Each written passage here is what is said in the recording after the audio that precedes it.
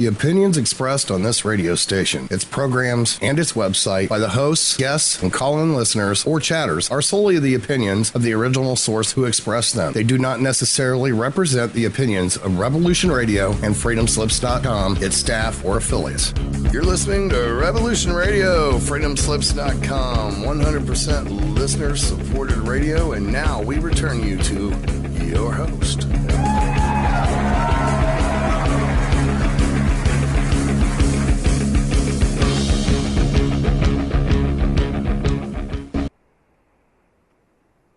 Hello, it's Christine Joanna Hart, and welcome to the Christine Joanna Hart Show, coming to you live from London. And tonight we have a mystery guest lined up. As always, it was going to be my last show last week because life was demanding more of me, but I managed to pick it up, and I'm going to soldier on for a little bit longer. It does get quite difficult, and sometimes when guests don't show up and I have to talk for 2 hours, it can be a tiny bit overwhelming.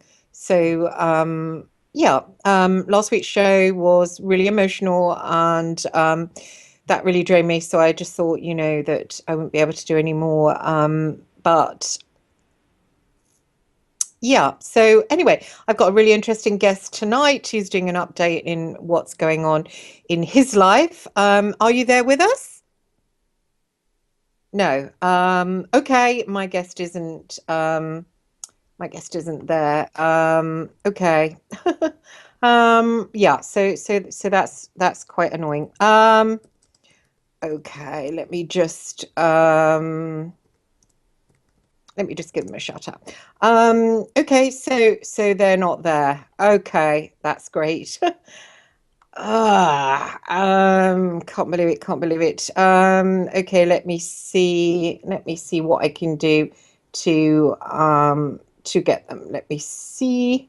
I could give them a ring. So let's give them a little ring, and I'm sorry about this if I'm boring the hell out of you guys. 1 second. This is what happens when you have a live show. Guests sometimes don't show up. Let me give them a ring. Phone's ringing. No answer. Hello? Oh, hi there. You were coming on air with me. Yeah, but I thought it was going to be later. Oh, no. It's now. It's live now. Can you pop on? I'll have to go over to the computer. Okay, I'll give you a ring in 3 minutes. Okay. So now you all know who my mystery guest is. My mystery guest is none other than Miles Johnston, who is doing an update on his life. So are you all excited, or are you turning off? We don't know. Okay, let's see if I can bring him on, giving him a couple of minutes to walk to the computer. So he thought he was coming on later, but no, he is on now. Oh, sadly. Okay, that's not going to work out. So, yeah. Okay, let's see if I can bring him back. He's gone off the call. Nope, there he is. Okay, let's see if we can get him. Oh, God, it's so trying. Okay, my call edition isn't working. Gosh, it's been one of those days today. Really has been one of those days. One of these awful days. That's okay. This is getting annoying. It's not coming up. Wow, it's not coming up. Okay, I just really can't talk for 2 hours. Not in the mood I'm in. Okay, right. Let's give him a ring. See if he's there. I can't believe this isn't working. It's like, what the hell? Okay, it's just, okay. I'm so stressed. God, life is just too demanding. Makes too many demands. Too much, really. God. Hello? Hello. Oh, lovely. Now, listeners, we have our guest, Miles Johnston, with us. We've captured him. We've captured him with a little net. and he's under the net and he's got to speak to us. So, Miles, what are you up to recently? You haven't been on the show for quite a while. Well, I've got a little camera here which can show me outside, and there were people interfering with my car a couple of days ago at about 10 past 10 at night. Oh, really? Wow. And I've got a really, really, really, really annoying little feature in my little car, which is a pop-up coffee. It's freezing here. Turn on the heat. It's a pop-up cup holder. Mm-hmm. And you can only trigger that if you sit in the car and your elbow hits it, which means they were sitting in the driver's seat. So I don't know whether... The problem is that when you open the main door of the house, the other keys can sometimes trigger the on-off or the open-close door thing of the car. Oh, right. So they were able to do that. So, but probably the main thing is, apart from a scathe of trolling attacks, because people are losing focus as to what this is all about. Yeah. The Basis Project is about investigating transhuman issues which were being under development in Nazi Germany in World War II. Mm. And this development was taking place and transferred or co-operated or part of a greater program here in Wiltshire and Hertford in Berkshire. And a whistleblower about that called Barry King explained about that thing. And this has grown and grown and grown. And we're now, a couple of days ago, I had a wonderful lady called Samantha, which is not a real name, who was discussing her implants. And we looked at her implants, or she looked at her implants, on a 60-inch screen right in front of her. And I says, look, you bothered about this?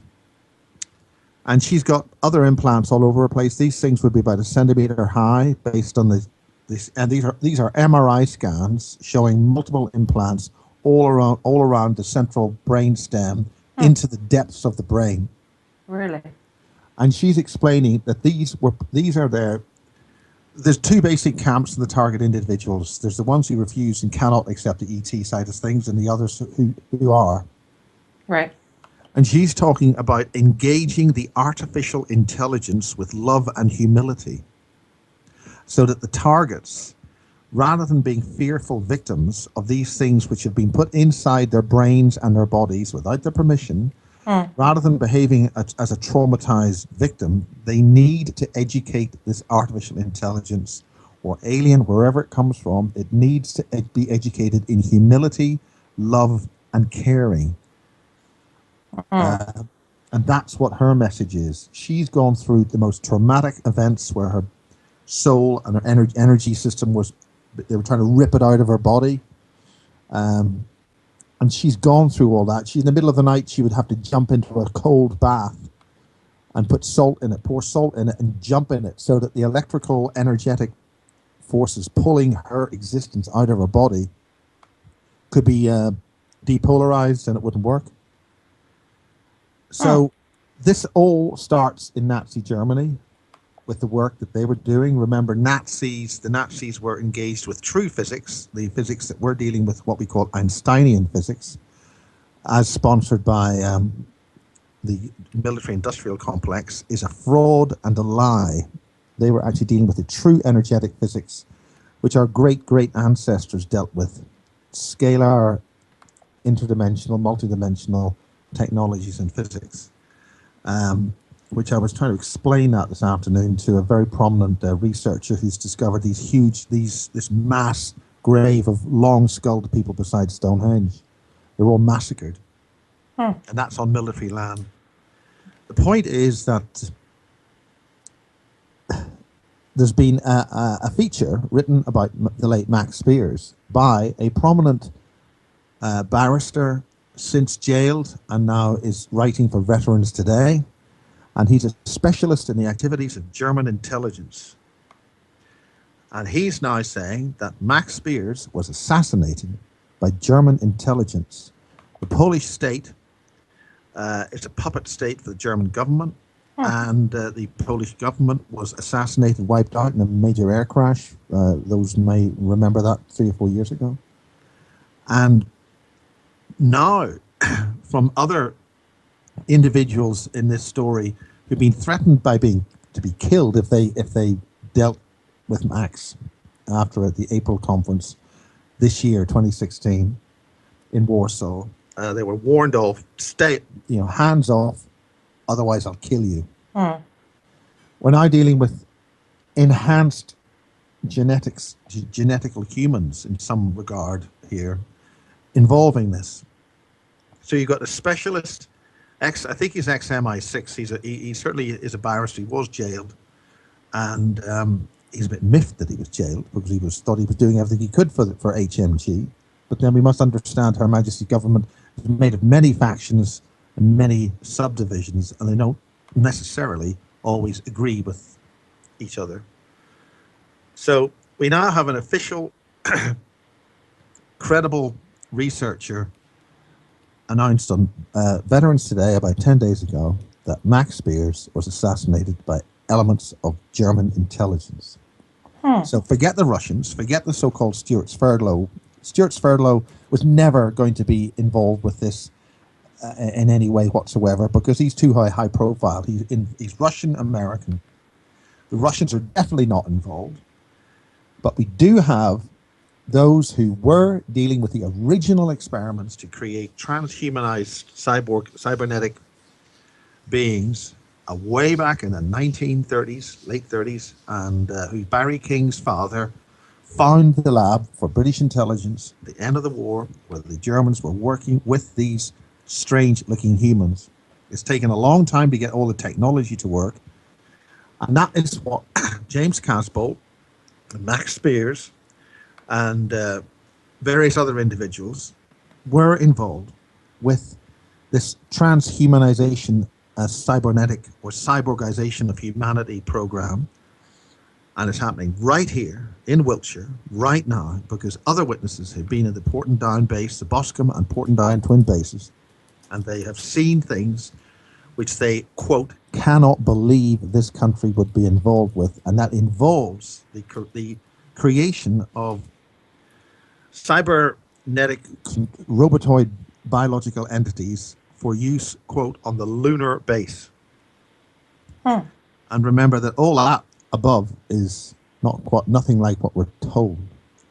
So on top of all this, we've got a load of children screaming like 5-year-olds, like spoilt brats, and little whatevers about this, that, and the other, and others with a much more dangerous agenda promoted by certain very dangerous companies in the background to obscure this. So basically, if you're human and you want to have kids and you want to see them survive, you should start paying attention, folks, because we are not going to be around for much longer in the form that we would prefer to be. Maybe some people would like to be in some kind of cybernetically enhanced robot which only has the 5 senses, when those who have the multiple senses are persecuted.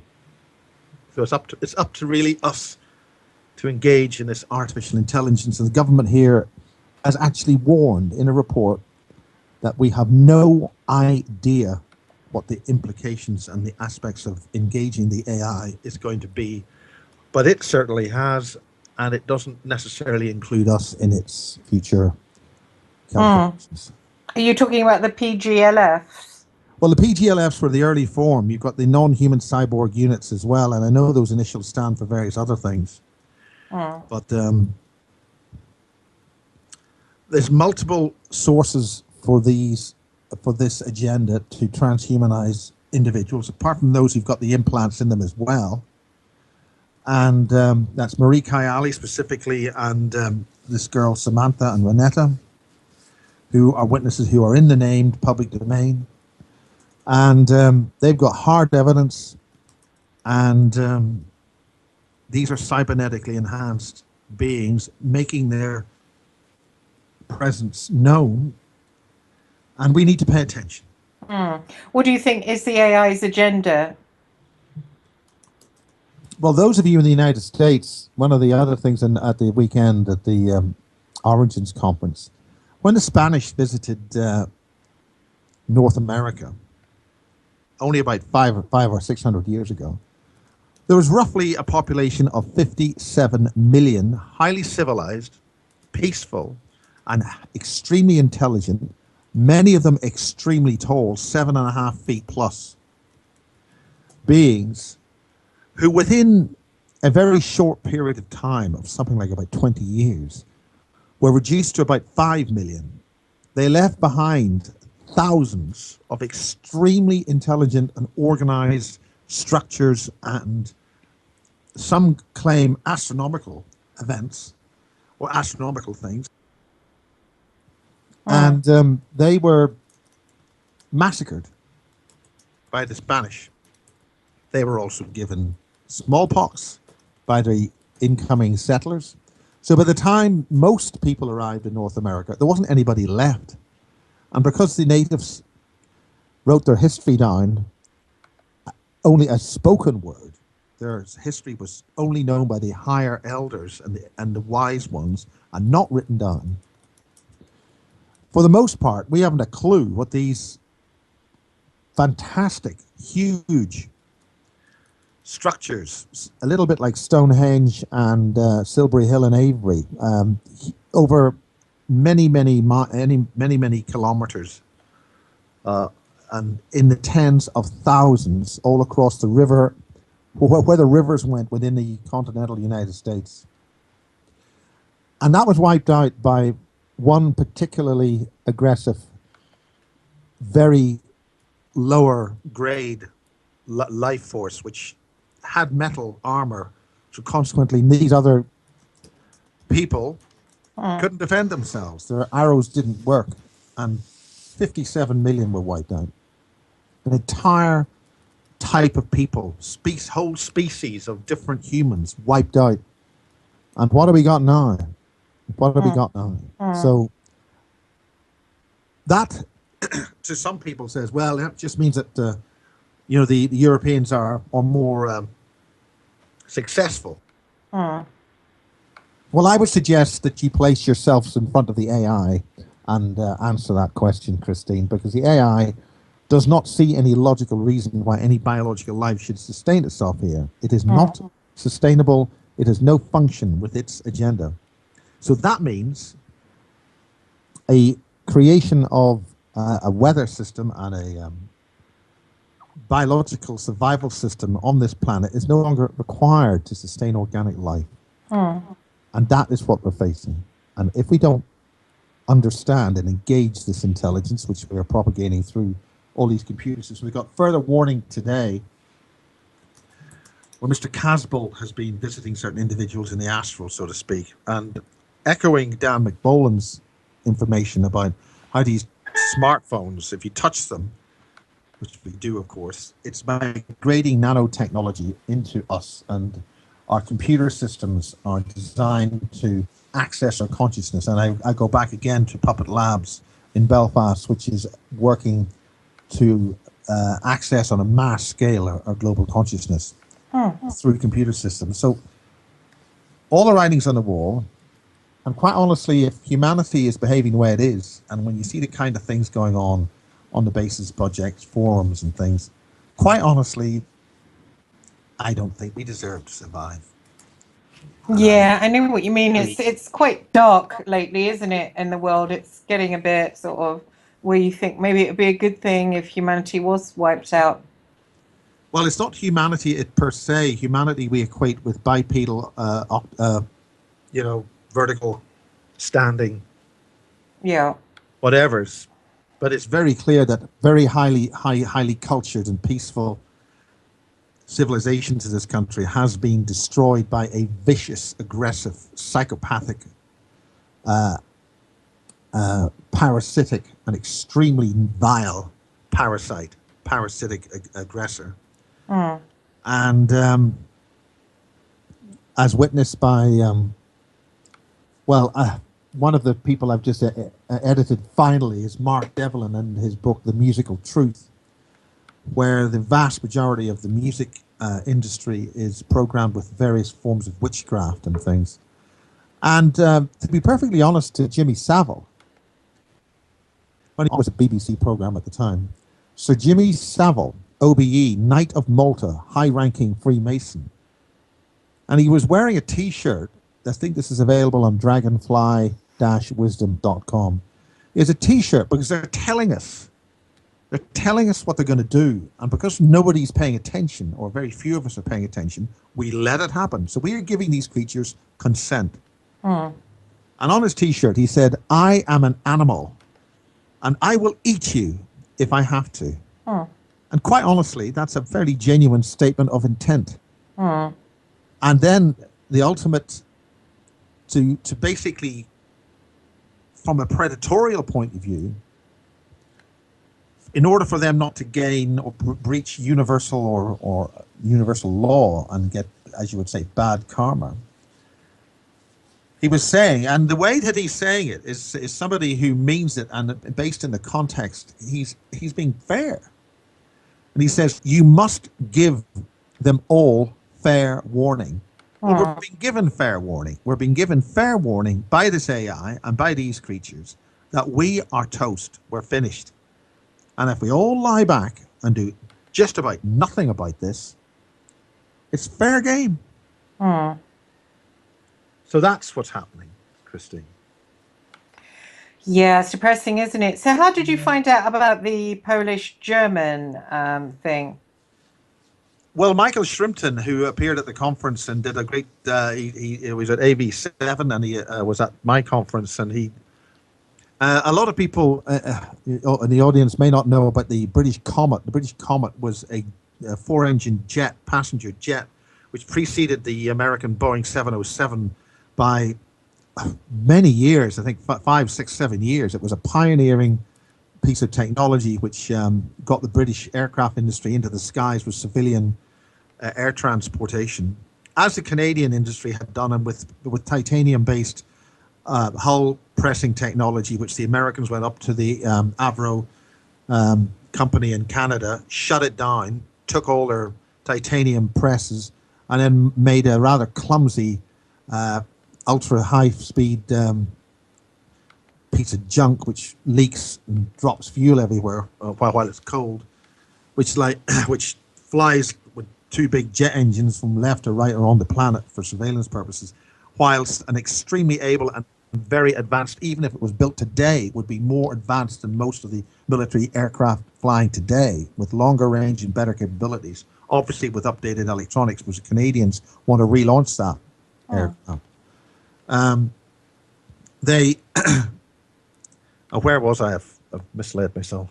We were talking about the Germans. Well, the German, Michael Shrimpton did a great deal of research on this, and those comets have been blamed on the mainstream television, i.e. the National Geographic or the History Channel, which spews the greatest load of junk and disinformation I've ever heard.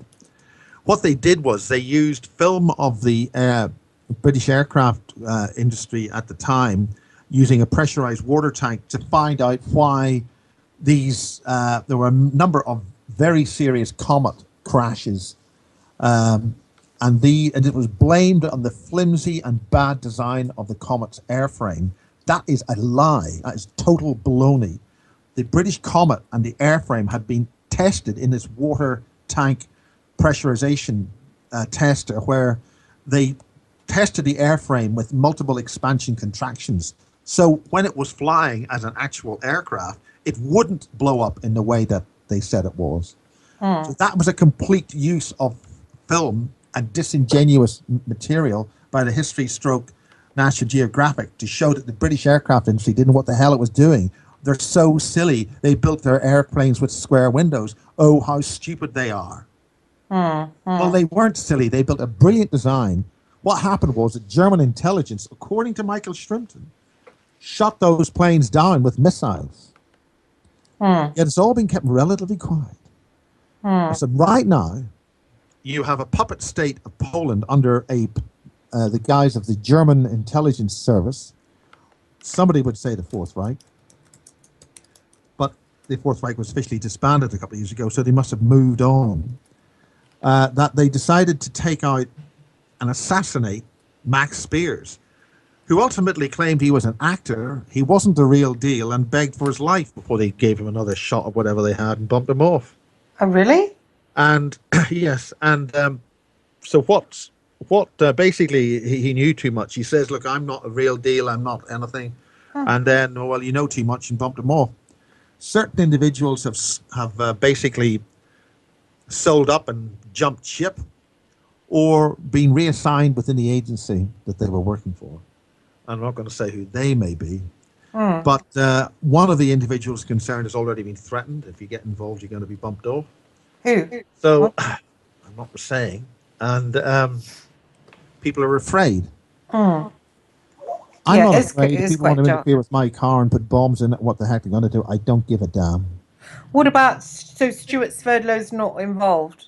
Stuart Sverdlow was never conceivably at any time But I going thought to be any reasonable, in any reasonable course of logic, be involved with the murder, assassination, or death by negligence. Because let's make it absolutely clear, Max could have had a peptic ulcer. He could have had a ruptured stomach and bled to death internally. But why did he have that figure painted that that Coetting guy said that it was a doorway into the third eye? Vanessa sent me a stick figure that Max had drawn on his head. She was disturbed by.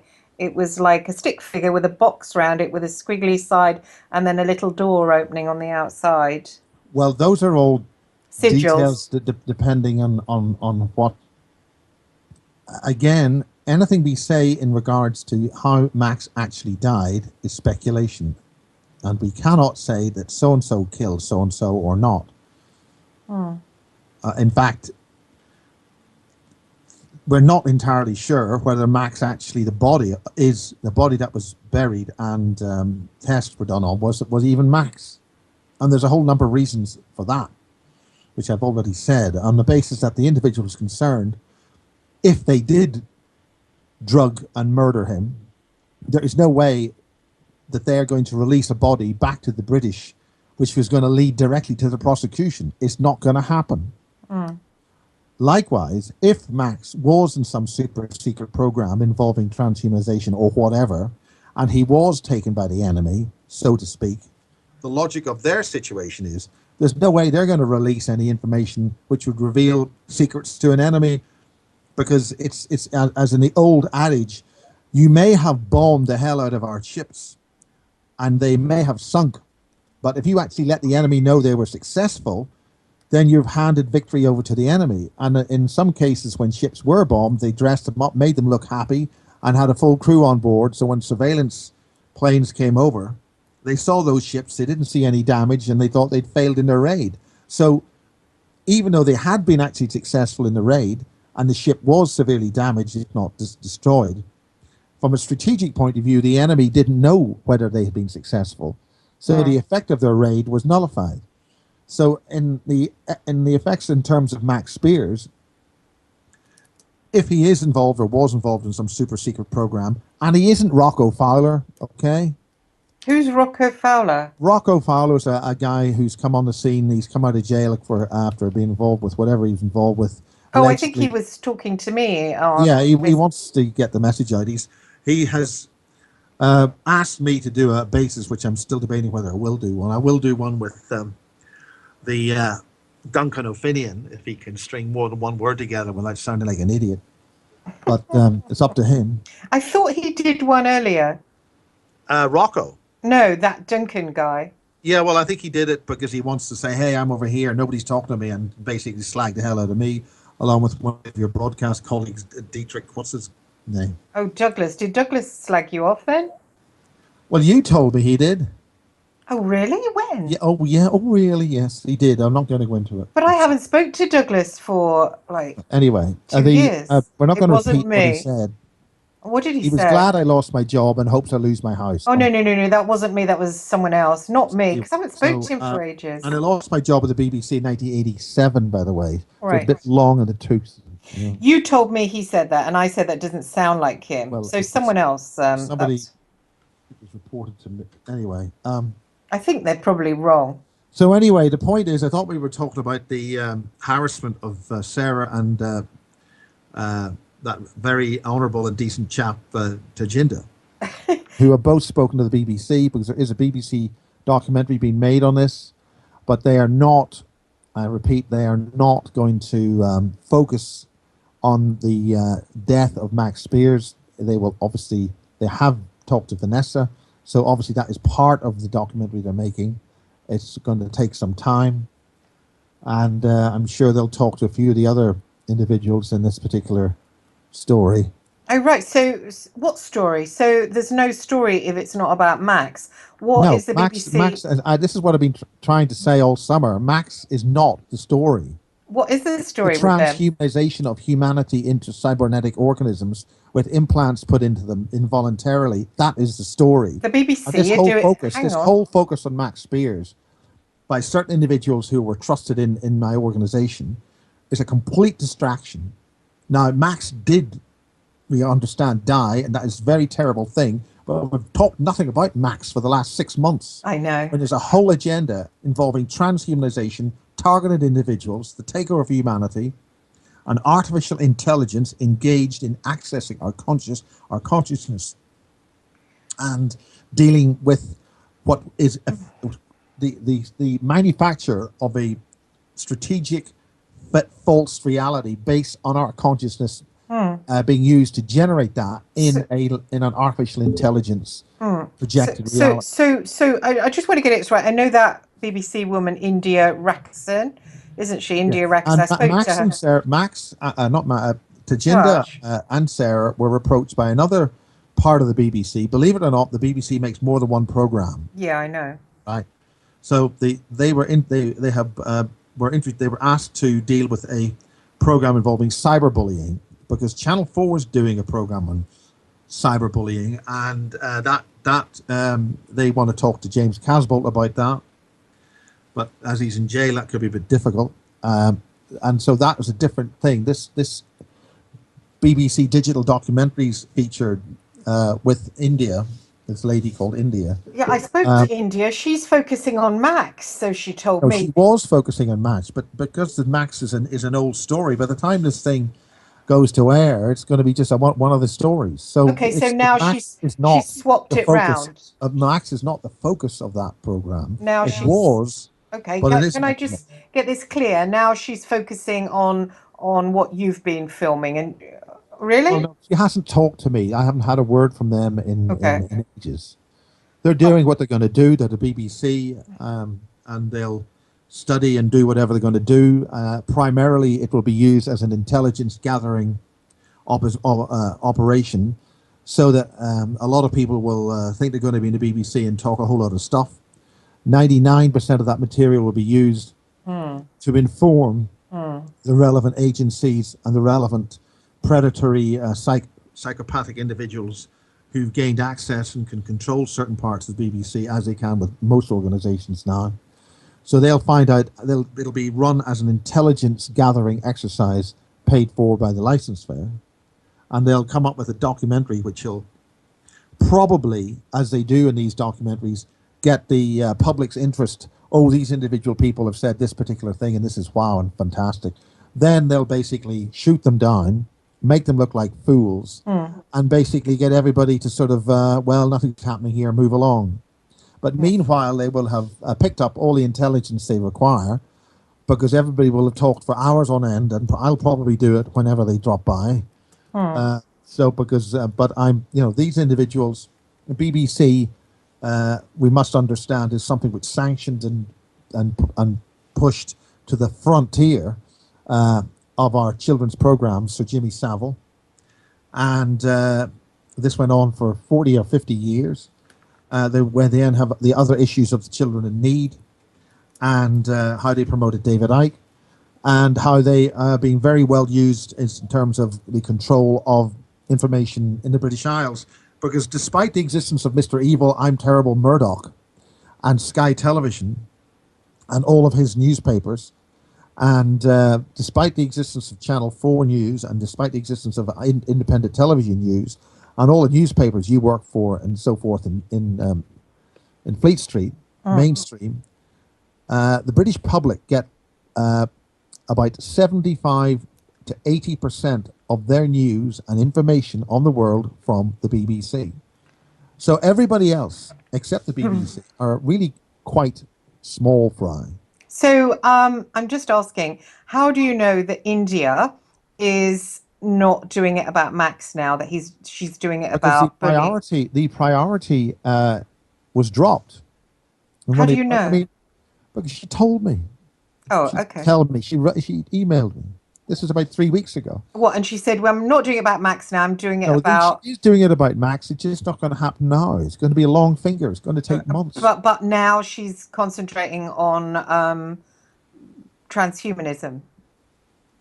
I'm telling people that that is the agenda. We are being phased out of existence. We are facing extinction as physical human beings in a living body. Right. And that is happening. That this is a pattern which other individuals have seen, the way it's working, the way the agriculture is working, the way that the structure of food is working, the way the structure of availability of water, the deliberate poisoning of our water by fracking, the way that areas of the country are being divided up into future safe zones where you'll have safe water and safe air. And that agenda is in progress, and that's why. I mean, and then there will be areas where the will humans will be around. They'll be essentially, and this is again announced that scientifically, the artificial intelligence will treat human beings as animals because we are such a dirty. Remember, it's the new thing. It's sustained by a technology derived from an alien black sentient nanotechnology, and it's assembling life here, which will suit it, and that means it'll terraform the planet, kill everything else, but for creative reality projection purposes, they must sustain a certain number of humans and access their consciousness and get us to create the reality they require. So like all parasites, they'll probably keep the human species happy to a certain degree, and in many respects some people think that's already happened. Oh, right, like the fifth wave kind of thing. I actually think The it's Mandela probably effect, happened. the ability to directly engineer time space. So what's happening with your bases? It's rather fallen apart with all these trolls. Do you think that's just No, it hasn't fallen apart. I'm just getting the trolls land on the basis project at their own risk. Any of these things that want to play games and come to cause harm and damage to the basis project will find that they wish they had never been born. And that will be their choice and their way out of here. And I notice there's a lot of cursing and sending demons and all this kind of stuff. Somebody if they all want to land on the basis project and be brought to the light, so to speak. Yeah. That's what Sam is saying. That's one of her solutions, that you bring these creatures to the light. Bring them. Oh, Samantha. Samantha, you bring these creatures to the light. They've been contaminated or hit maybe in the past, and one way of you bring them through into a better existence of the so-called light, not the new age happy slappy fairy. Yeah, I know what you mean. Interesting. So yeah, so it got quite, I did notice. So is someone overseeing the basis Facebook page to stop all this arguing going on and all this? There always is, but some people have got a job and don't spend 24 hours a day looking at a Facebook page. Yeah, I see it is difficult. And that's voluntary staff, and they had taken a bit of a back seat because they thought a previous member of the team was doing that, but he's making statements which are so vile and full of disgusting language. Who is that? Taj? What is he saying? You might say that. I'm not going to say. Okay, what is he saying? Well, I'm not going to repeat it on public radio. It's okay, can I look and see where it is? Where is it? I don't know. I don't care. I don't bother. I mean, he's gone. He's more content with saying I'm finished and I've got a horrendous future ahead and it's not going to look pretty, because he's privy to certain information, which by saying that illustrates he is a hacker and he's a spy for somebody. So whatever. But I mean, I don't care. Maybe I should take a holiday and get a life and enjoy things. Because the rest of I mean, what is the point with the rest of these creatures? I mean, this is one of the whole points of this, with Mark Devlin's lecture on all this, and his analysis is, You tell these people what we're going to do, and you comply by just saying, okay. And that's what this thing about Jimmy Savile. You must give them all fair warning. Now, you've been given fair warning. You're doing nothing about it. So none of you face deserve an existence. If you're not prepared to save your own skin, your own neck, and descend into facile, juvenile behavior, you don't deserve to survive. And that's fair game in evolution or the war or whatever. I mean, that's it. If you're not prepared to protect your own existence, why exist? So I noticed on Facebook there was this Max Spiers page, you know, the green triangle one with all the hatred. I don't visit it. I don't have time, and I don't care. This could be anybody using that name. I don't know. I wonder why they hate Sarah Adams so much. Can you work out why that is? I have no idea why they hate Sarah Adams so much. That's between them and Sarah. And that is why I told Sarah when she was slagging me off, just when she got all the publicity in the Sun newspaper, that her behavior was undermining her entire status at the time. You get maximum publicity and then you behave like a bloody prat and a stupid little schoolgirl. And that is not the behavior which is going to impress anybody. And I think the penny may have dropped. Everybody who's behaving like a 5-year-old, and I'm not going to say I'm innocent in this, you're just defeating the whole purpose. We are facing extinction. We're facing an existence as a computer program in a robot within, as declared by certain individuals, within a 15, 25 years. And if we cannot focus our attention on surviving and getting ourselves in a high-minded and spiritually aligned, focused, and get our act together, we do not deserve to survive. We can just sit back, dream on, and fade out, if we're lucky. I know it's upsetting, but isn't this dark stuff that comes in, isn't this how it shows its face? This is, it's kind of icy and dark and demonic. And well, whatever the demons are, whatever they are, you know, if they want to mess about with this, that's up to them. That is what I mean, if they want to do this sort of stuff. No, but that is what is trying to take over. Well, that's the very nature of them. Yeah, that's what that is the energy that wants to take over. It's well, I know everything wants a short circuit to heaven. Well, it doesn't work that way. You've got to do the work, do the time. Yeah, that's true. So is anything else going on? Well, apart from me being held up doing an edit, that's about it, really. It's raining in Wiltshire. Storm ahead, superstorm apparently. I know, it's raining here. How's James Casbolt? Because I haven't heard from him for a long time. Well, James, I think since he sent me some messages about when I could visit him, has not responded, so I don't know what's happening. Again, there is a Channel 4 team crew who want to interview him about cyberbullying. And so it looks as if both Channel 4 and BBC or whatever are doing a show on the same basic theme. Because cyberbullying and the scale of abuse and the scale of vitriol and bile that's been released against me on the Basis project is just revealing how sick a lot of people are. Yeah, I know it does really. It's quite venomous. It always has a demonic energy, that cyberbullying. That's why I always like swear at it and get aggressive, because I think, you know, that what they do, they try and hook you in, then they use clever words and passive aggression, and then they hook you in, then you get really angry, and then they're like, yeah. And that's it. They've got it. They've won. Yeah. Yeah. So I just say, I'm not. I mean, I've fallen for it enough times. I don't do it anymore. I just get as dirty and nasty and foul mouth as I possibly can. I really like to get my hands on them physically and just. Well, that doesn't do you any good, you see. Well, I'd just like to. I really would. I'd have no qualms in absolutely destroying them. You know, it's a really poisonous energy, that vicious spite, just that dark feminine. It's horrible. You know, all over that Max Spiers death, there's been a real sort of like a cape of like this vicious, dark feminine.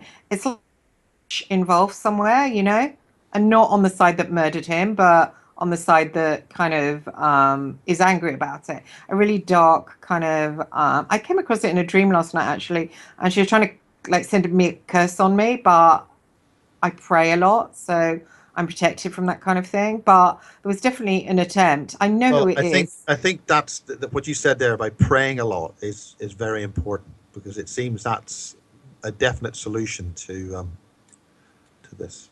Yeah, it's definitely.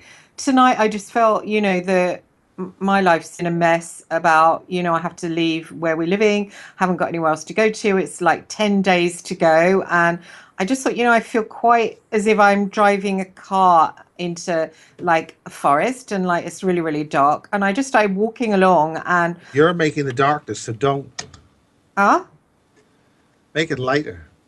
well, I just started praying. I just started walking along. I said, Jesus, it's really dark. I'd like you to come and help me. And I kind of made it into a song. And then I started singing really loud as I was walking along in the rain, in the dark. And it did make me feel better. And then by the time I got home, I felt this kind of energy, good energy around me. And I felt this message that I was progressing and I was going to get somewhere, and I had, you know, done the best I could. And then I got on the phone to a friend and I actually had a bit of a breakthrough with a little bit of help that I needed. And so, yeah, I think prayer, it works. It might not show up straight away, but it definitely, you've got to do it. You know, you can't just call when you feel like it. You've got to keep praying constantly, you know, because it's getting really dark here, and that's the only medicine. We need to keep swallowing it down, you know. Are you doing something, Miles? Why would I be doing something? You're Multitasking. multitasking, cooking some chips or something. So are you No, doing? actually, I'm encoding an HD PPR Oh, don't worry. So thing, you, which it takes a while for it to ingest. And don't worry. Are you going to do an interview with James soon? well, because he's in jail, you have to get a thing called permission. Right. And you see, the people. I listen, Christine. There are people in jail, you see, and in jail they've got people who want to keep them in jail, because if you're sent to jail, you may not want to be in jail. You may want to do a thing called leave. But somebody has told you got to go to jail because they've got a funny wig on and say things and sort of have a hammer and say, right, off you go to jail.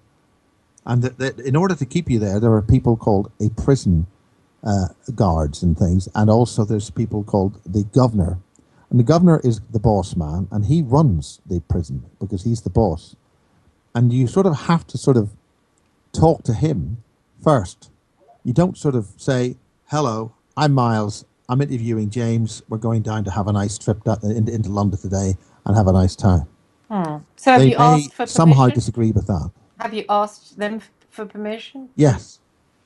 Or do you think they'll say yes? Well, basically, what has James got to say? Is it of use? Secondly, is there even a way of doing that? There seems to be a procedure, but I've heard nothing. And is it actually in James's interests to be interviewed in jail? Because it may, there's victims, there's people that he really hurt, and and he did what he did, and he knows what he did, and they may feel that we're giving him undue exposure, and we should throw away the key, because he told me the judge wanted to throw away the key because he was scared of what James was after all the stuff he'd been told. Somebody said something to me. It was actually on your page, which it was odd because it was someone criticizing you, but on your page. But never mind. They said to me, somebody would criticize me on the Basis Project. I find that absolutely, it's never happened before. He said, what has Miles Johnston done to give it information on super soldiers? So I said, you're probably about the only person out there that's done that. Don't you agree? I haven't heard of anybody else who has released any information on that subject, apart from Russ Dizdar, who's done a series called The Chosen Ones. Have you seen that? Well, I haven't, no. Oh, right. But there's nobody else, is there, besides you, right? Well, that's because I started the Basis Project 1994, and it was just a recording with Barry King, and it's brought us to this stage. So Again, what use of about the term sure. What, super soldier is annoys a lot of people because they think you're like there's people standing in tall buildings and. well, they should listen to Russ Disdal's version. It's a lot, a lot less glamorous, which is probably the correct version. But what about that Robert Duncan guy? Where did he come out and do all his interviews then? Oh, was that? I don't know. I've never seen this guy. Oh, I see. Maybe it was with But you could explain it to the audience. I know they'll be amazed that there's somebody else doing this rather than me. Yeah, I mean, yeah. I haven't. I mean, James Rink was doing stuff on this with his circle of contacts, and he's got his circle of contacts. I've got my circle of contacts and people that I see, and I follow my leads here. And that's one of the great things about YouTube, is that you can all see that, but you're not going to see it anywhere else. I know Anna Hart has something on Facebook called Overcomers Ministry, and that is, but she pretty much interviews anyone before she lets them in there. She won't have any, nonsense. So interesting. So the problem about doing that is,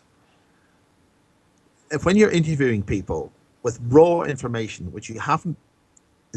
You're actually accessing this information at the cutting edge as you're drilling through the raw ore. And if you're going to start pre-selecting stuff, you could be throwing out stuff that you don't realize is probably key to the solution to what's going on. Yeah, it was interesting when you interviewed me and you were talking about going to the Real IRA trial and Michael McKevitt being there and Liam Campbell and me messaging them. I just want you to stand up looking right in the eye, and I thought, well, maybe it's researching my book that never got written, but it was giving him a message, an order kind of thing. That was quite interesting and it was only through talking to you did I sort of come to that. It was interesting. Well, it's easy to look at things in hindsight. I mean, a lot of stuff Barry King said, nobody believed it. But if in 1994, if you look at the context of when that interview was shot and what's happened since, he's been verified. I mean, who would ever have noticed or known you could have had these little implants inside people's necks, that false eyes? I mean, this is Samantha. She explained that her left eye is a false eye. There's a thing in there which allows something else to see everything she says. It was odd talking about that. My son came home from school and he was saying that they had in their religious classes, they watched a film of Stephen Fry and Russell Brand. And I said, as you know, he's just 12. And I said, well, what were they saying? And he said, Stephen Fry was talking about how he doesn't believe in God. And that he says he doesn't believe in God because the world is too dark. And then he went on saying there's pedophiles, there's rapists and murderers, and there's horrible things happen, like a little boy got his eye eaten out from the inside by a flesh-eating worm, and it came through his eye and gobbled up the eye. And then Russell Brand started saying he believed in God because blah, blah, blah, blah. I thought it was kind of weird that that Stephen Fry was coming out with all that stuff and it was played in school, Well, a lot of this stuff is manufactured by the archonic cybernetic creatures which like to think that they're number one, and they use that and false constructed. I mean, after all, the so-called vengeful God. It's these are just constructs by rather grotesque creatures, which just having a laugh at our expense. Yeah, but to be told that, I've never heard of a worm that goes behind someone's eye and eats it out. I mean, this happens in Africa all the time. You get the does it? side. It's parasites inside the brain. And the next thing it's called a sleeping sickness. It's. Oh, really? And it eats its way out? Yeah, you got these things, and you get the tsetse fly. If the tsetse, this is why a lot of the great armies of Europe never made it south into Africa, southern Africa, because there's a range, there's an area of where they would have to march through to where they would get basically the tsetse fly. Just the female lays its eggs into you, and then within a certain period of time, if the male also is able to sting you or do whatever it does, it fertilizes those eggs. Those eggs migrate to the brain and basically eat your brain out. No. And it's called sleeping sickness. And a lot of people got it. You're kidding. And can you see it going on, or the person just dies? Well, I mean, it's all in behind the eyes. You just get stupider and more vacant, and that's the end of it. You know? That's horrible. And is it actually a little fly? Yeah, well, it's the young. It's the young. They're living inside and eating their way through your head, and then they'll come out and then fly away. That's really depressing. It's like a lot of insects. That's what they do. They place the young within the host. That host walks about, feeds itself, so that it's providing a nice food supply ultimately for these little things which hatch out, and away they go. I think it's wrong to tell young children that story. I mean, you know, I'm getting on a bit, and I've just heard it. Traumatized. It's trauma induced, and it is to cause a trauma. I think it is. He came out looking pale. I said, "What's the matter?" He said, "No, I'm fine." I said, "Was someone mean to you?" And he goes, "No, I'm fine." And then it came out eventually. I said, "That's disgusting." I said, "Number one, it's disgusting. Number two, it isn't true." And he went, "Really?" I said, "There's no way ever that has happened." I don't care if he thinks that. I'm not having him know. This is what a lot of insects do. They literally march. The larger life form marches to the nest, and then it lays down, and then it's probably eaten by all the larvae. Right. I didn't know it was true. I didn't want him to know stuff like that. It's horrible. And that is what Alistair, who was one of the witnesses I interviewed about the sentient fluid, explained about humanity. That's how it's going to behave. We will literally be led to be harvested. And that's the way it works. What do you mean? Well, that's the way insects do things. I mean, you've seen the Alien movies. I mean, this isn't fiction. It's the way that they behave. Oh, what, they're going to sort of all come inside us and... Oh, I see. It is like that, I suppose, because, yeah... That's the way nature works. But it's not going to eat us from inside, is it? It just it's eating our spirituality, our soul energy, our life force, as Harold Couch Vela would explain. It eats our biophotons. What's a biophoton? A biophoton is energy emitted it's got life on it. Oh, I see. Oh, it does. Yeah, you're right. It does come inside and eat our sort of souls and our good energy. That's disgusting. Yeah. So is it an insectoid thing, this? Well, that's what insects do, you know. Yeah. So you think it's insectoid? I mean, if you're a praying mantis and you eat the male after that's not a good thing to be. It's the way that species operates. But surely it's only Simon Davies that thinks there's one of this ET life form is a mantis. Most people think it's reptilian. Well, whether it's a reptilian or a mantid, it doesn't really make much difference if it's going to eat you alive. Well, that's really depressing. So thanks for depressing me. Well, Stephen Fry used it to say that he didn't believe in God to a load of children. I just think it's it was a bit much. Well, the God that's been pushed to us, the vengeful God, which will annihilate you if you look sideways on a Sunday, isn't a very loving and caring God, is it? It's not the true God, though, is it? Well, that's what it is. It's the one that we're talking about in this particular context is in an archonic construct. It fakes and parasites on us.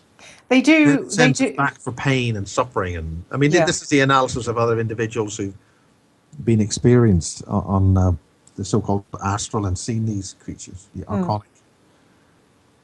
They do. The archons are basically the butlers being left behind that whatever brought us here. But there is a God looking after us. There may be some wonderful thing which some people call source. Yeah. But the term God is a corruption of the term Gog, which is an order of rank of the Nephilim. I do believe that we have a creator, and then there's lesser gods. Did you see that X-Men film, the new one, where the Elohim comes back, but he's a bad guy? It was quite interesting. Well, those movies, the DC comic movies, are very instructional in terms of what some people have a belief system about. Yeah, it definitely was. It was really quite interesting, actually. One of the sort of lesser gods who'd been put to sleep woke up again, and he came back for the mutants, which means they're like the psychics. And he put his hand on the television screen to kind of see. He said to someone as he woke up, "Who's the ruler here?" And they didn't know what he was talking about. So he went to the TV and touched it and read like all the programs. And he said, "The weak have taken over the earth," which is true.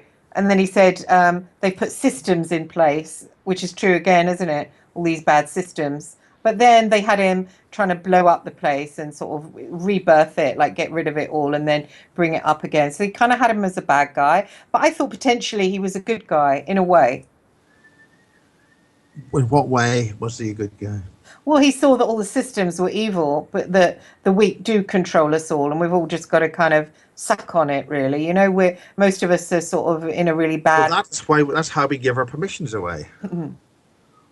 Well, we've given it away quite a long time ago. The banking systems and the educational system, we're all kind of squashed underfoot, aren't we? And don't you think it's the Well, weak? we allow that to happen. Well, it's too late now. It's kind of too late now, don't you think? Could be. It is too late. It's a mess. And in school, oddly, they were sort of coached about Hillary Clinton. You know, they were all prepped to do assemblies about Hillary Clinton winning. And then when Donald Trump won, they weren't allowed to mention it. It was banned. The assembly was banned, and they weren't allowed to talk about it or anything. So odd. And a lot of the teachers were really, really upset. There wasn't one of I them mean, they weren't that allowed to talk about Hillary Clinton or what? they weren't allowed to talk about Trump winning. But I mean, it's a legitimate topic of conversation based on the fact that he's going to be president, surely. Yeah, I know, but they didn't know it was all banned, all the classes that were supposed to be held about winning. I think they thought Hillary was going to win, and they all wanted her to win, and then it was all dropped. No one was allowed to mention it. It's quite amusing, really. That's well, you know that's the situation. In schools. Yes, but at the school that you're talking about seems to have pretty sadistic things. Do you think so? Well, exposing children to all these and all these things going on. What the bad things in the Yeah, world? I mean, you're talking about the books that are in the terrible traumatic things which are read to them in school and things. Yeah, they were all being read a book called Abomination this month, and in Abomination, it was a girl who was adopted and had to live in the attic and basically was abused quite badly. Do they need to? Do they need to hear it? I mean, it's depressing. I said to my son, just close up to it, don't take it on board. It's someone's fantasy. It didn't happen. That kind of thing doesn't happen. It's nasty. And a lot of the, I'm not saying abuse doesn't happen, but locked in the attic. I mean, I haven't heard of that happen ever in my life. So it's incredibly rare. Pretty common when it comes to the abuse of children in this country. Yeah, well, not locked in the attic, but they're reading a book about it. They're reading. Oh, right. Well, I don't think you should be reading a book about it. Why has someone written a book about that? And then they're all reading the Darren Shan. To sit down and write books like that means you must be pretty crazy. Yeah. And then there's the Darren Shan, and according to my son, half the class have gone on to read more Darren Shan. It's got titles like Tunnels of Blood and all sort of dark stuff with, I mean, of course, Darren Shan knows his occult. I mean, he's an occultist. So they're reading black magic, I mean, it's depressing, isn't it? Well, why is that being put out in school? That's what I'd like to know. Oh, Shan is a piece of shit. I tracked him down. I said, Did you say that on Revolution Radio? Yeah. I've said it before. I don't care. He can take me to court. I'll shout it from court. His book should not be on the children's reading curriculum as compulsory in schools. He's an occultist. I know he's an occultist. And I've know people who have studied the occult that can back me up. Notably that William, what's his name? I can't remember his second name. Anyway, he has looked over his book and he said they're true. He's actually using true occult stuff and he's feeding it down the mouths of kids, like, you know, how you let a demon take you over. You basically give yourself up to it, you know, and then you can fly through the night. And you might want to. Isn't that what Stephen Greer was promoting when he was here last year? Yeah, of course. At least he was saying it to teenagers or a little bit older than age 11. I mean, Darren Chan's going right for the core, you know. But yeah, Greer was doing the same, you know, that all that give your body up to the higher being and you'll feel psychic powers and you'll get special powers, but hey, it doesn't matter, you know. You might want to kill your family, but that's okay. You feel better. I actually had that in the Darren Shan book. It was compulsory reading. The boy in it, the hero, you know, wanting to kill his sister and his family, but it didn't matter. He climbed on the back of the older man and flew up into the sky, and then they saw a jogger and they swooped down on him and serial killed him. I said at the end, I said that's really disgusting, Darren, what happens at the end of that particular book as well. There was all sorts of stuff all the way through. He went, oh, they just drunk his blood. They didn't kill him. I mean, what the hell? And he said, oh, apart from all the demonic window dressing in my books, I'm a Christian. I said, well, will you come along to my son's school and address them all and talk about Jesus Christ and how your books are dirty and the demons in them are dirty? I didn't ever hear from him again. He's a little Prince of Darkness, you know? Prison for Darkness? He's a Prince of Darkness. Darren Prince Chan, he's a real, yeah, he's batting for the dark side. He even called his kid Dante. Isn't that like, what, you know? It's a newborn baby. He called it Dante. What is Bunte? Dante. Dante's Inferno. It's, right. Yeah. It's just a name for the dark. Yeah, I hate the guy. I really do. You don't hold any strong views about this then? I just don't think it should be read in schools because it hooks in kids, doesn't it? Obviously, if a kid's having a hard time at home, then, you know, it reads something nasty like that and it's going to go, yeah, I'm like that too. Bring out the black eyeliner and yeah, of course, you know, I was a teenager. I was like that too. I read shit like that and thought, oh, yeah, I'm a goth, you know? And then it wastes your time because for years you can think you're evil and dark side because some asshole has glamorized it, you know? Because writers have that responsibility to not glamorize the dark side, but they go ahead, they glamorize the dark side, and then they influence young minds, and then young minds think that they're on the satanic side, and they might be really good-hearted children, you know? Well, how's that going to make children into nice people or whatever? Well, they can read them stuff about Jesus Christ. They can read them Teresa of Avila and stuff like that. You know, is that you, Miles? Or, oh no, is that me or you? They can read them. They can read them stuff about Jesus Christ, or you know, Saint Teresa, or you know, this kind of stuff. Something warm and something about the nobility of humanity. Why is it always got to be drinking blood? It's sexy, yeah. And then he flew into the night sky on the back of the older man. Yeah, he was so powerful. You know, I mean, what about something really powerful, like one of the saints or one of the Christian martyrs that died, or you know, one of the Christians that were eaten by lions? You know, that's got a bit of blood in. If they want that, you know, I mean, why don't they point the real heroes? That might promote people who actually died for a principle, and they don't even want that. No, they don't want that. They want all the dark. Oh, his brain was eaten out, you know, from the inside, and his eye, and you saw the eye being eaten away. I mean, all that kind of dark stuff. It's like, I can't believe it. It's so depressing. I tell you what, I was really angry when I was a kid. I would have loved to have had all this. I would have been like, yay. I would have been like, bring it on. But my school was all like, reading The Hobbit and everything was all goody two-shoes. And I was just simmering in the corner, you know, dying for something dark because I was so angry with my home life. And I'm sure there's loads of kids that are lapping it up because they're angry inside, you know. But why? Well, if you're angry inside, then you want to read about sort of something dark, and you kind of get it wrong because most of the time, if you are angry, it's because something dark has gotten in there, you know? You've not had it warm, and then you see everyone else having it nice, and you know, you're like, oh, that person over there has a wonderful life, and that person has well, and then you feel even more angrier because you're not having any of that, and then you kind of start thinking you're a dark person, but really you're not. You're a good, warm-hearted person that's had dark things done to you by people that are dark and probably don't admit it. You know, they wear a mask. I always find that true evil wears a mask of respectability, nearly always. Have you met a number of respectable mask people? Yeah, my parents were like that. All the relatives are like that. All the neighbors around where I live were like that. The locals in my area are like that.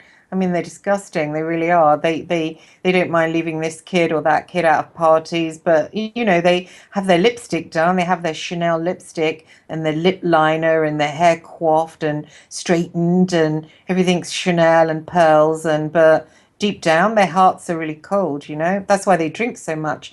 You walk down these streets and all you can see on that what is it when you have recycling, you loads and loads of wine bottles constantly every single week. It's like they've had some kind of massive birthday party where the little containers that you put the bottles in, I mean, it's stacked really high. You can count about 30 bottles. And they're drinking so much because they're so nasty. So they have to get drunk every night to kind of hide it from themselves and feel better, you know? But how is that relevant to the present education system today?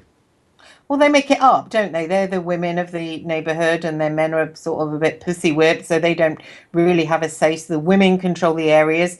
They influence the heads and the teachers. They influence the children.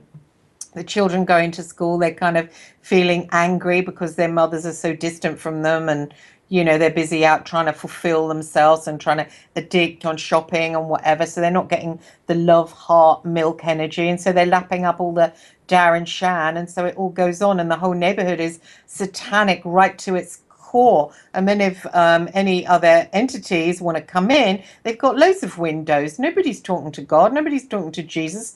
They're all busy knocking back Chablis and concentrating, saying how pleased they are about their house price rising to millions. So there's no God in the area at all. You know, I can actually feel it when I come into this area. I drive like different places and I come just to the edges of this area and I can just feel the deadness in the air. And it's like someone has done a giant fart and the stink radiates constantly. And it's the stink of Satan. It's the stink wherever you get money and wherever you get this kind of arrogant attitude with like loads and loads of pride, and there's no God just totally not mentioned, then that is, it's like that liberal elitism as well, that, you know, you can't be racist, you can't be this, you can't speak your mind, you can't be free, you're going to be a certain fake, nice, washed, scrubbed way. And it's like, it's a really, ET has a massive hold on those areas because there's so many doors open to them, the doors of sin and pride and drinking and all this kind of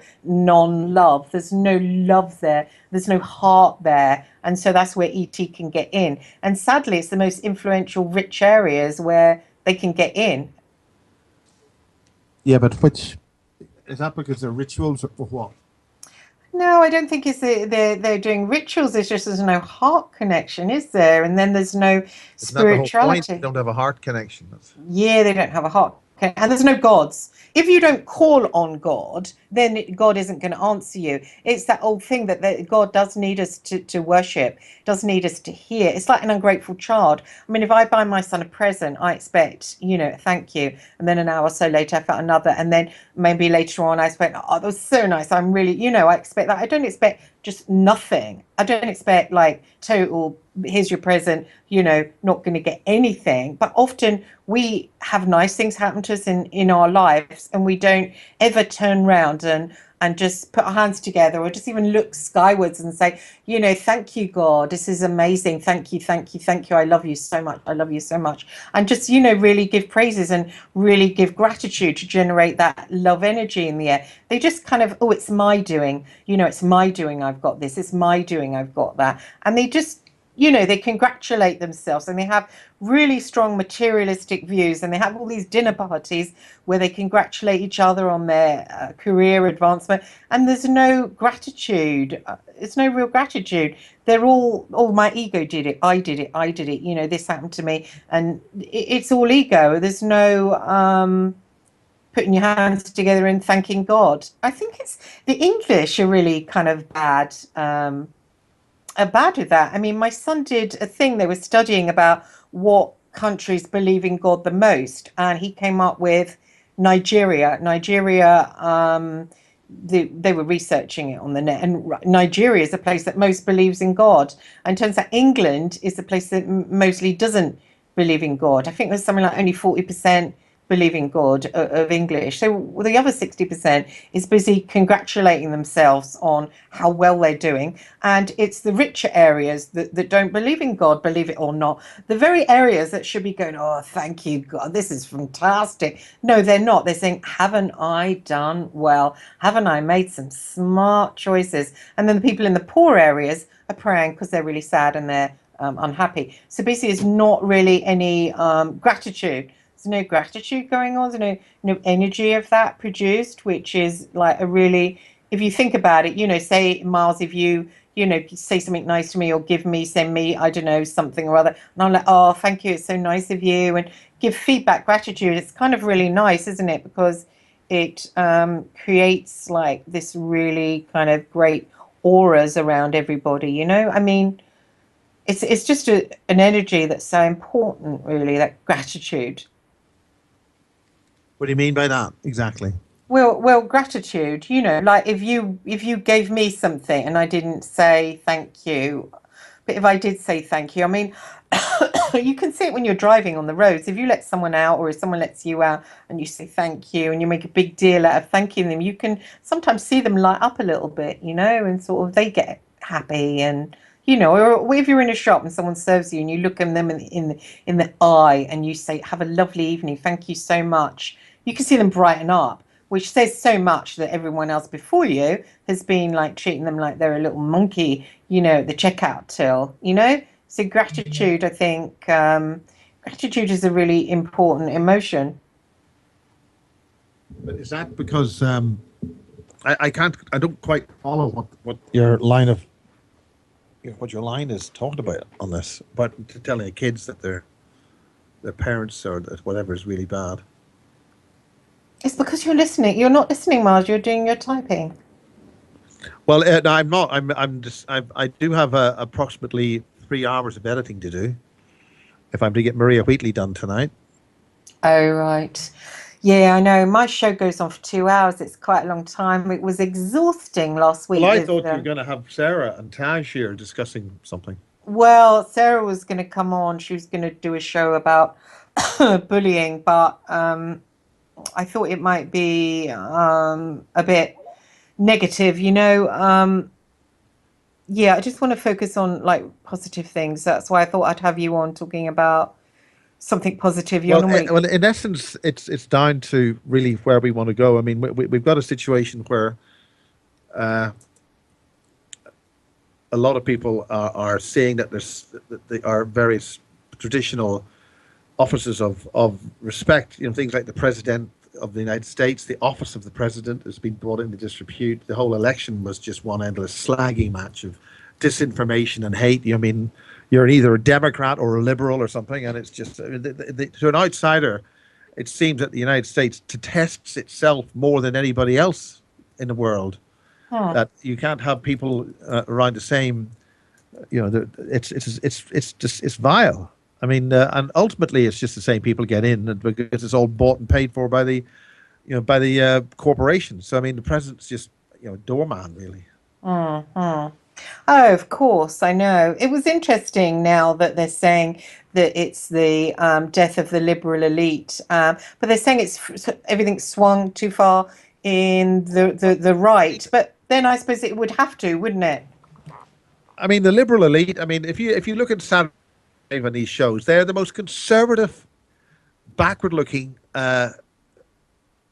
things in American television. I mean, nothing has changed. It's just it's the idea that they're liberal is a farce because they're ultra conservative.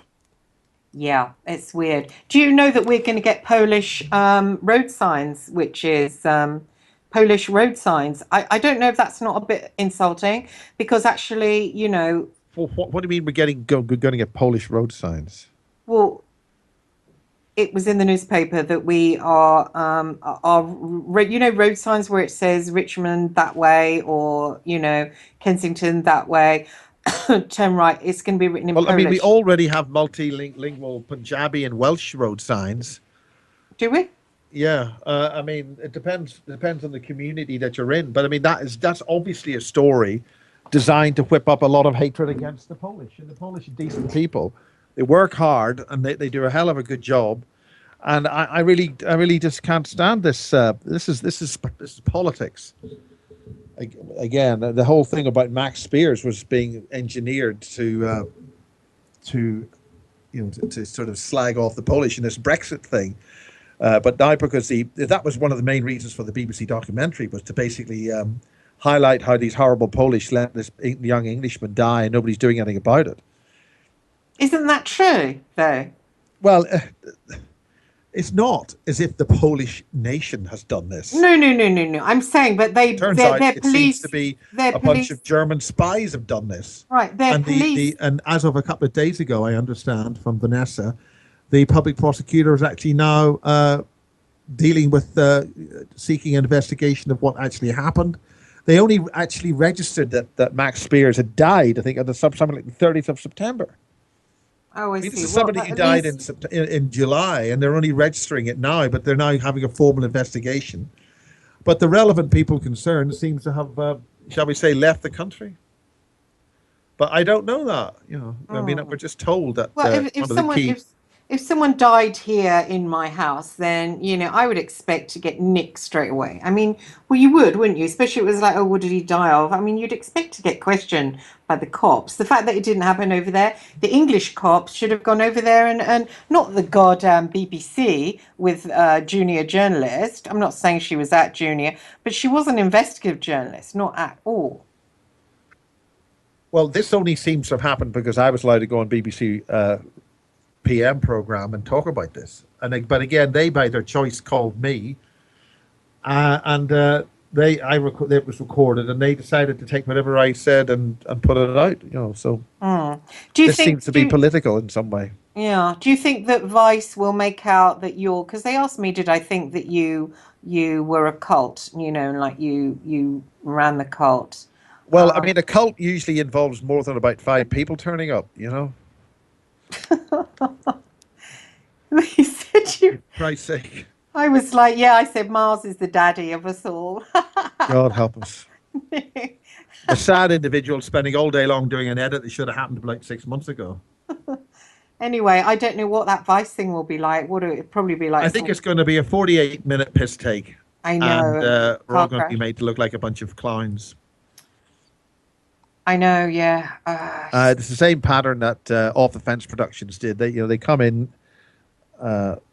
ask a lot of questions. They have shot so much material. I mean, they have shot hundreds of hours of stuff by now. What does that mean if they shoot loads and loads? Well, it means that basically they're shooting it for somebody else who's going to watch it, which is an intelligence gathering thing. Oh, I see. And secondly, because when you shoot so much stuff, the amount of little phrases and little things you can add together, and they're even using some of my phone messages that I left a message for. So I mean, God knows how the hell that's going to sound. And if you take anything out of context, it's just going to sound like a bunch of idiots. And this is when everybody in the UFO community is going to say, "Oh, we told you so, man. You shouldn't have done it." So we'll see. I mean, ultimately, it's about somebody who died, was murdered, so we understand, and it's about whether running a thing called a cult to sort of tell people that we're all going to be made into cyborgs, when it's not me actually saying that, it's the Agenda 2045. They're saying that. They are running publicity campaigns and very well financed promos saying that humanity spends its time doing virtually jack shit, and it should be, it's inefficient, and they're going to be made into computer matrices where the human body and the human brain will be replaced. We'll all live in a cybernetic organism, and we'll all think we're actually wonderful. And we'll be restricted to the 5 senses. Well, we don't have 5 senses. We have about 18 senses. So we'll be locking the so-called human consciousness without telepathy. They call internet control and communication. Receiving an email in your head as a voice is telepathy. I mean, that's their sort of line of thought on this. It's pathetic. And then when you run people, I mean, why actually have physical cybernetic humans to walk on a physical planet when you can do it all in virtual reality, in a virtual reality matrix? And we just sit on in a 19-inch rack in some computer store somewhere, and that's the planet. The rest of the planet can be a burning hellfire. And from the point of view of the original members of the people who lived on this planet, it would be absolutely fantastic. The Jinn and the Fae and these other beings would be glad to get rid of humanity because they wouldn't have any nuclear bombs going off. They would have their own planet back, and we'd be sitting in a reality construct which we think is actually real, as nothing more than a computer program. Interestingly, you said that's the agenda of the 2045 agenda. Yeah. Interestingly, you said that on that X-Men, the Apocalypse film, the Elohim, the demigod that wakes up, the first thing he does when he comes back here is get his super soldiers to get rid of all the nukes, just fire them up into the air, get rid of them all. Well, the nuclear weapons have no viable function in any war other than scaring people based on propaganda from a few bombs and things that went off in front of some crappy cameras a few years ago, 50 years ago. They may have some tactical low yield use in a battlefield, but I mean, they're using depleted uranium ordnance, which spews a whole lot of really toxic, really vicious, nasty isotopes all around the place, which essentially behave like dirty bombs. And anywhere where that is, it's deforming and causing horrendous things. It's terrible. I know it's really quite difficult to be alive at the moment. It's a really difficult time. Well, it's a hell of a lot more difficult if you live in Syria or the Middle East. Yeah, I know. And if you're a Palestinian, you're living in permanent fear and living in absolutely destitute conditions. And on the converse, you've got the propaganda, which means that the people in Israel are living under the fear of the terror of Hamas and all that.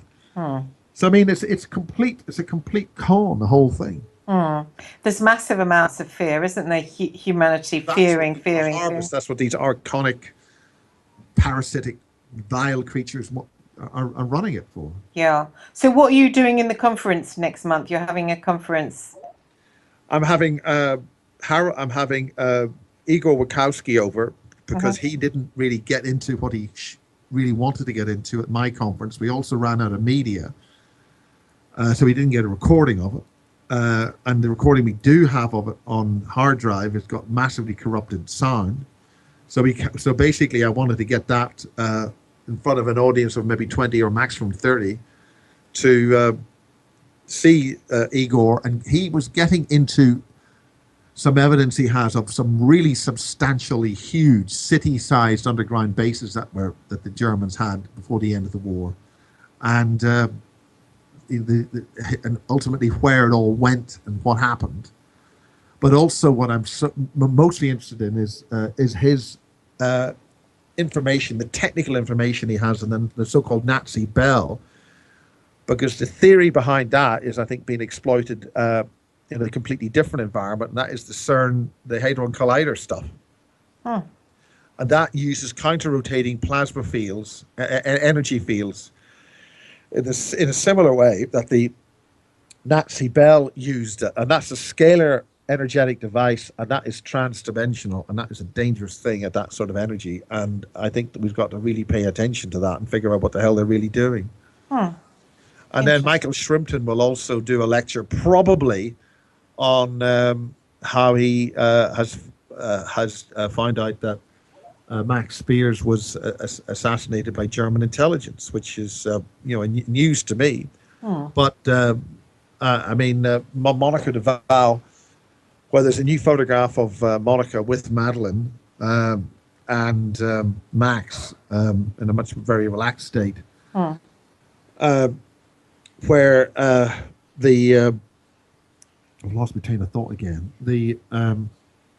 Where basically why Monica Duval was no secret that she had connections in Germany, and whether that's the publishing domain, and so whether that's got any relevance or connection to an actual spy ring, and that she was working as an agent for the German government, and then why does Michael Shrimpton come up with this conclusion, and if it's true. And you can see it through. It's on Veterans Today. You can read it up on that. If the German government is knocking off an actor who's posing as a super soldier, who ultimately has no real value in this thing at all, they've gone to a hell of a lot of trouble for some guy who's basically an actor who's faked his own death. David Wilcock has announced on his show, from what I understand, is that Max Spiers was a fraud. He faked his own death, and the whole thing's a fake. That's the scenario there. How interesting. And where can you get tickets and how much? It's 10 quid on the door, and that's to pay for Igor's flight and the other expenses. And we can only get about 20 people in, maybe 30. So it's a basis at the Southgate pub, December 17th. Doors open about 2. Igor will speak for about 2 hours. We'll then have Michael Shrimpton, and we hope to have a band which will then play in the outside section. They'll come on about 7. People will probably have a break, go and get some Italian or Indian food. There's lots of very good restaurants and things in Devizes, and then basically the place is open till about 2 in the morning. Everybody can have a party. It's a Christmas party. It's basically the Basis Project Christmas party at the Southgate pub. Pottern Road, leaving Devizes, south of the Devizes, and the Southgate's a brilliant pub. It's where Max actually attended. He was there. He got on very well with the beautiful Sarah, who's a 6'2" former topless model and a right cracker, quite honestly. And people liked Max when he was there, and he isn't there now. So it's. Who's the topless model? Oh, the one that works in the pub. Well, she runs it with her husband.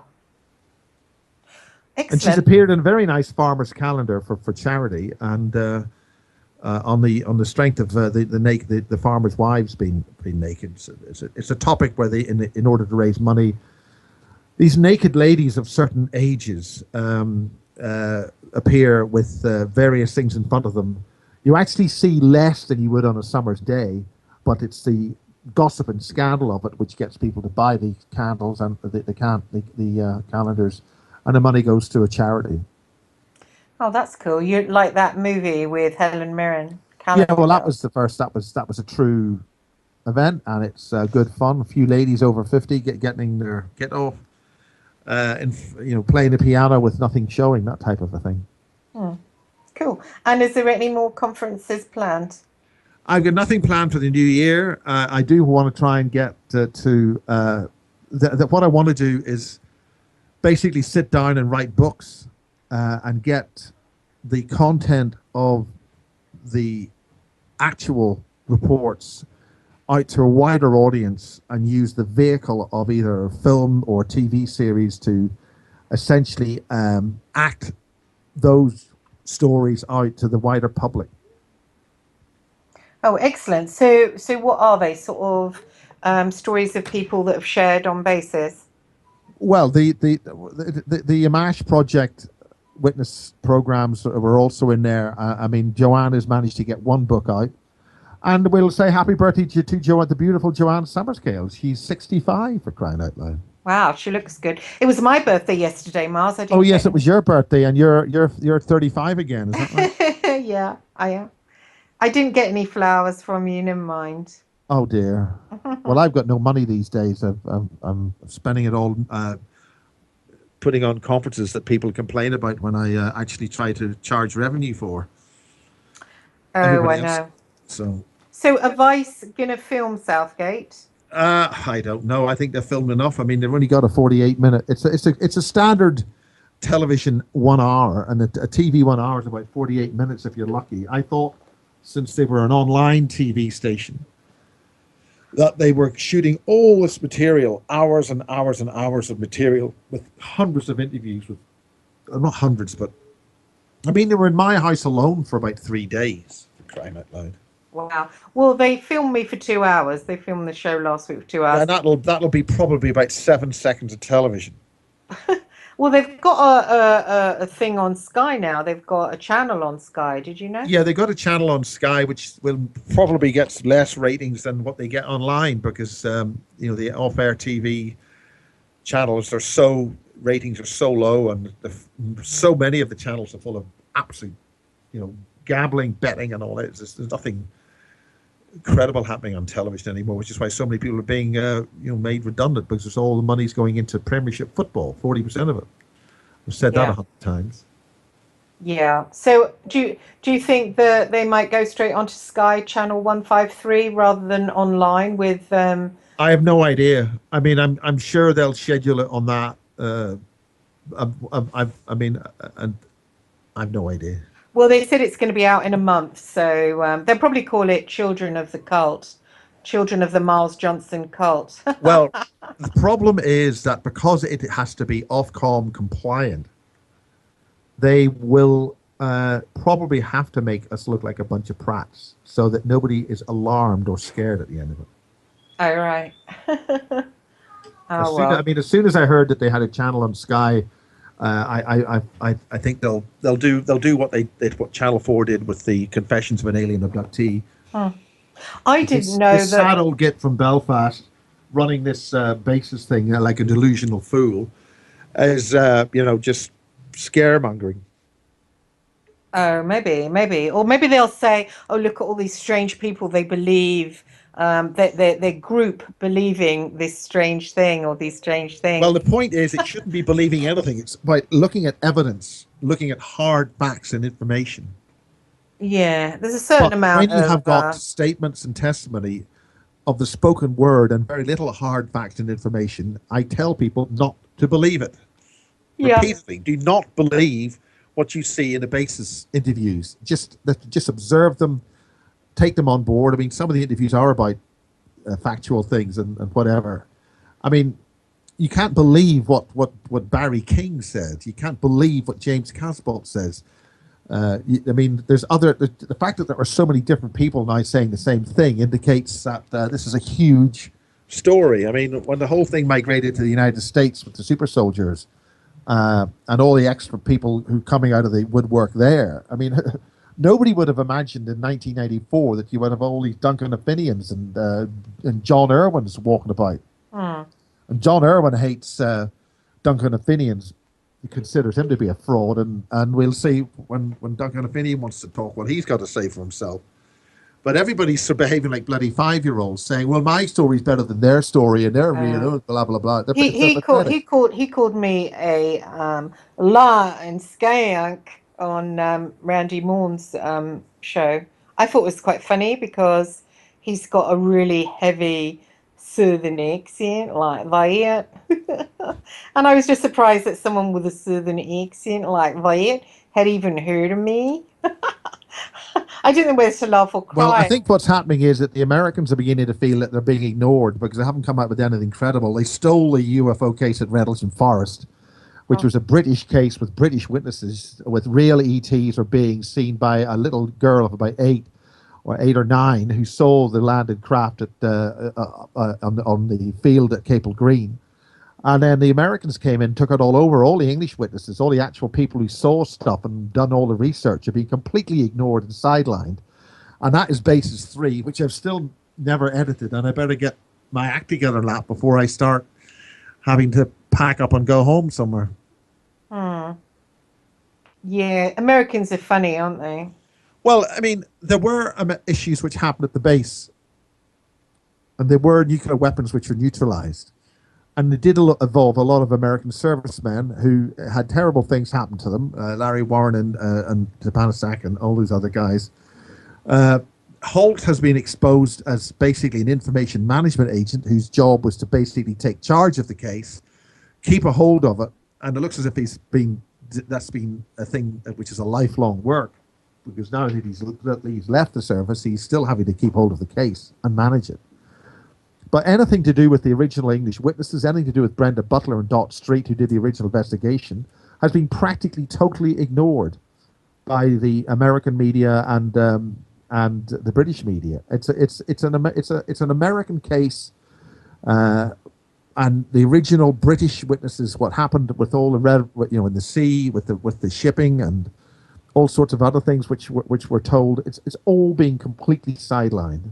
Or a lot of it has been. I was only joking, listeners, by the way, saying Americans are funny. Actually, Americans are my favorite. They're very, they've got quite open minds, haven't they? I like the way they don't Well, I think that's probably a good thing, Christine, since you're on an American audience in prime time, and you're actually on a radio station run by Americans. I know. But I find them glamorous. I know when you had coffee with the Queen last week that you referred to America's rather silly people, and you probably chatted with Queen Elizabeth. You probably just saw in first name terms about Trump and all that. It'll never happen, I'm sure you said. No, they're very they're very glamorous. I love that. I went to Harrods last night because it was my birthday. I just went up there to look around the lipsticks and perfumes. I picked up a perfume and it was like, oh, I said, this is gorgeous. It was Rioja Dove Dagliev. And I said, oh, how much is it? She was like, £750. I'm like, okay, put it down. That was my birthday treat. I sprayed a bit of it on me. But I went outside and there was all these Americans. And it's so lovely and glamorous to hear their accents. I love their accents. Really lifts my spirits because I think it's I mean, the Americans love to dress up. They love to have really expensive clothes. And they like to look good. They like to be fit. Which is damn sight more you can say about the Brits and especially the Irish. You walk around as if they've just slept in a pit somewhere, half of them. Yeah, they do. They all seem as if of course, they've got. I'm the master of fashion myself.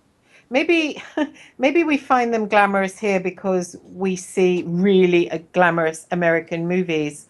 I still think Sue Allen was the best one of the whole lot in Dallas.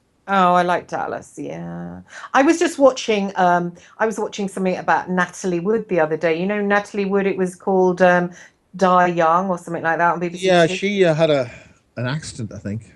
But it was odd. I didn't know that Robert Wagner, who I absolutely adore, when I was a little girl, I was just passionate about Robert Wagner. I didn't know that when she was married to him, I hated her, by the way, when I was 10, because I thought, well, I want to be married to him. But she. When they were married, she was madly in love with him, and she came out of her bedroom one day and found him with another man. Yeah, well, that's fairly common. Burt Lancaster, all that lot. Burt Lancaster.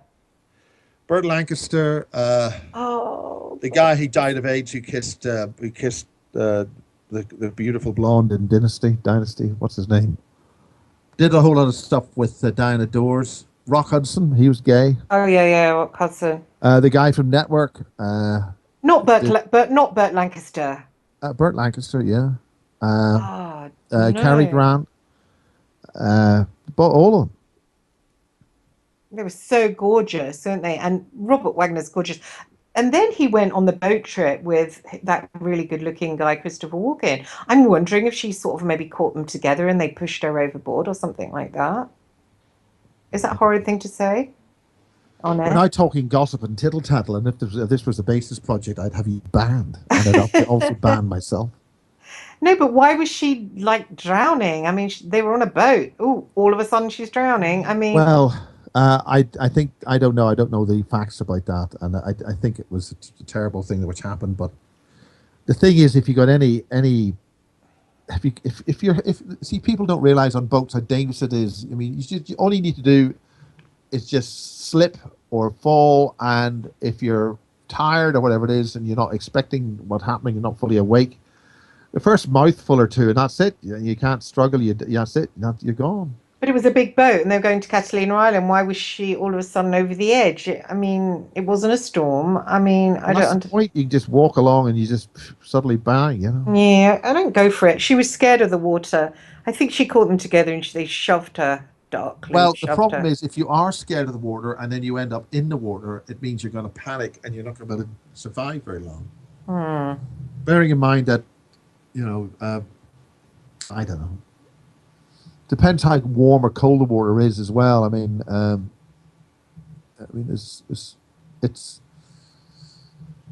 anyway. She's not here, and She was beautiful. I know there was some kind of investigation into that, but I don't know what. I don't know information. She was really beautiful, wasn't she? Do you remember her in From Here to Eternity when she Yeah, was well, older? basically, that's what I call the real stars. I think that these are iconic, Yeah. absolutely outstandingly, the stars, film stars. I can't say much for what I would describe as the emaciated ones that we have on the screen today, which are so grotesquely thin that they're just nothing there except about We don't have much. I've noticed who's a rising star. Well, really, he's in a lot of stuff. Michael Fassbender. You know, he's an Irishman. He's from like Mayo, I think. Yeah. Yeah, it's weird because he's got this really classy English accent. But if you kind of put there, The best spoken English, Christine, is spoken by the Irish. The Brits have got too much of an accent. They've either got plums stuck up their cheeks, or they drop their H's, or speak in some kind of dialect north of Watford that nobody can understand them outside Basingstoke. Yeah, that's true. But yeah, it's weird. I think people sometimes that make the most charismatic stars are normally some kind of foreign kind of people who have different accents because it kind of like De Niro. De Niro is French, but with an American accent. It's quite a sort of interesting mix, isn't it? You know? Well, I think that one of probably the biggest exports to the United States is the rather tubby English guy. Is it Saturday Night Live he's doing? The Late Late Show? I don't know. He's got his own show. Gordon, what's his name? No, I don't know. English guy, rather fat, but that's part of his trademark. And he's very smart, very clever, really good. And I've seen some very good stuff from him on YouTube. And he's extremely sharp and fun. And best luck to him. Well, is there anything else, Christine, you want to do? I'm going to have to get on with an edit. No, I'm just going to sign out. That's it, really. Yeah, I've just got another 5 minutes, so I'm quite tired, actually. What is actually happening with what are your plans for Christmas and all that? God, I've Christmas. said it already. Well, I've got to move because the tenancy has run out where we are. So I'm moving. I'm moving way out into the countryside, actually. Well, what about the kid? How's he going to get to school? Well, I'm going to have to take him to school. I'm going to have to get up really early and drive, which I'm willing to do. I just don't want to be in this area anymore because it's too many yoga mums walking about complaining that you're not one of them. It's not that. I've gotten over that, but it's just like it's just something in the air, the energy. It kind of it squashes me. It squashes my energy in some kind of subtle way, but that after a while you notice it. And when you go out into these countryside areas, it's really you can feel like really energized, and I really need that. I need that freedom. I feel like I'm going to get out of prison soon. I'm quite excited. Good. Yeah, so yeah. Is this south of the river or where? Yeah, it's going down south. I won't say because in Sussex. Yeah, that direction. You're coming up the A3 then. Yeah. So that's nice. Well, it was very good seeing the Origins conference in central London about the ancient origins, about the scale of destruction in I think I've mentioned this in the United States, the continental North America. But that's I don't want to end on a really horrendous note like that. Why? What were they talking about? Well, I mentioned it earlier, where when the Spanish arrived, they brought smallpox, and I think they give them syphilis. So I don't know, maybe there was a neat exchange, but the ancient peoples, the indigenous peoples, were like 7.5 feet tall, and these were giant people. And even the horse that they gave, they all talked peacefully, and then they slaughtered them.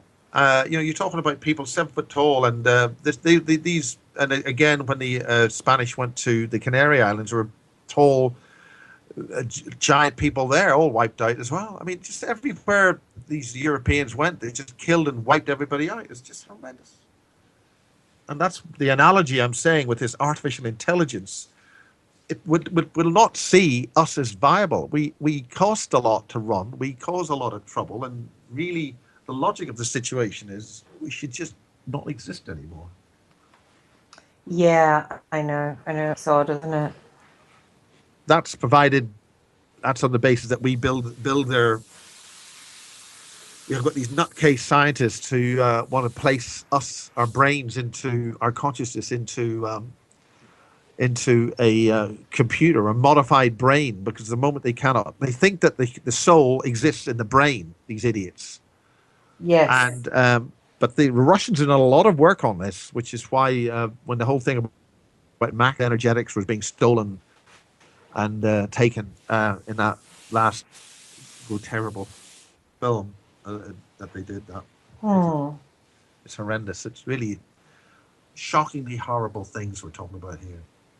Yes, the doc is really, really dark. Anyway, God bless wherever it is now, and I'll say good night. Yes, good night, Miles, and speak to you soon, I hope. Thanks very much I've cooked the second half of the turkey, by the way. About 4 feet long and about 6 kilos. I don't know how many pounds that is, because an American pound is different from a British one. But it took about 3 hours to cook, and there's only one person here to eat it, so I'll be eating turkey from now on for the next 2 weeks. Enjoy. I thought I'd better get this out of the way before Christmas comes and we get another one. Yeah, I'm a vegetarian, but enjoy. Just about everybody else that comes into the house. So. You'll have it all to yourself. Yeah. Oh, well done. I think the music is going to come in a minute. I don't know when. I'll just stay on and wait with everyone for the music. Well, why don't you promote your new website and the new products you're selling, the book that you're writing? Oh, the book that I'm writing. Well, yeah, you can buy on Amazon, the Christine Joan Hart story. That's out there on Amazon. It's a is this a book or just about 3 pages? No, it's a rejig of my book that was published by Random House, a rejig of In for the Kill. Reject. A rejig. The people don't know what. Oh, so reworking. I think. Yeah, reworking. Sorry, a reworking of. So you've changed a few names and changed a few facts. No. Basically, I wrote In for the Kill. It was published by Random House. It was about meeting Ian Brady, the Moors murderer, and then it was about meeting Kenneth Bianchi, the Hillside Strangler. Then it was about my involvement with the Real IRA, working on Fleet Street. Yeah, but we all know that Duncan Finian, he really knows. He really, and what you did was just a fake. But if you say it in a cool accent like that, it doesn't matter. Anyway, so it's got that. I did after I published that, as you know, one of Fritz Springmeier's friends said that I was a monarch and I'd been a puppet. So what I did basically was rewrite it, but adding in what if I was a monarch at the beginning, and then like tracing my life and trying to see where I could have been like a puppet and where I was jerked around. And well, that's interesting. Yeah. It's a much more interesting book because looking back, I can see clearly I was, it wasn't just a series of silly adventures. It was me kind of trying to get out of something I didn't know I was in, and also, being used and manipulated. So it's quite unusual. I'm quite proud of it. That's why I had to go at the person on your website, and it was like, oh, you had a lot of fantasy saying you met serial killers. I mean, I've been in the newspapers in the UK I'm going to so many times. All this stuff. Yeah. If people can't come up with serious adult debate about topics and come up with things in a reasonable manner, I'm just going to delete them. Yeah, well, it's why I got so angry because, the BBC have had me on Channel 4, Channel 5. I've been on the news about meeting Brady. I met Brady twice in the 90s, and I'm often called on shows to talk about what he's like, what he's thinking right now. I'm well known for it, and I'm well known... on that subject of serial killers, what I have done is just edited Mark Devlin's really good book about show business and about how all these people are monarchs and MK Ultras and how they really use ritual magic to program the master tapes or the master copy of all the music they do before it's released, so that everything copied from that master tape is energetically programmed with this ritual magic from these temple rooms. And Mark Devlin's done a hell of a good book, and it's wish I knew what the title was, but it's up there. The edit's done, and it's the first session of day 3 of the Basis project, and now I'm going to get on with Mirror Weekly. Oh, okay, excellent. So anyway, if anybody wants to read my book, and yeah, that'll be cool too. And that was Miles Johnston, everybody. He was doing an update for Bases, and I'll be passing him the MP3, or perhaps I'll have it on my channel. I'm sure If you did to put in your channel, I've just had it really. Oh, okay. Shows on your own channel. Okay, sure. So it will be on my channel, and it will be Miles Johnston. Do you want to call it a diary update for you, Miles? Yeah. Basically, the news is Max Spiers is allegedly being assassinated by German intelligence. That's the big news. Okay, cool. All right then. Thanks. Good night. Thanks very much, Miles, for coming on the show. Thanks to you guys for listening. That's very kind of you. And I hope it wasn't too disjointed at the beginning. Have a lovely evening and keep on praying. God bless.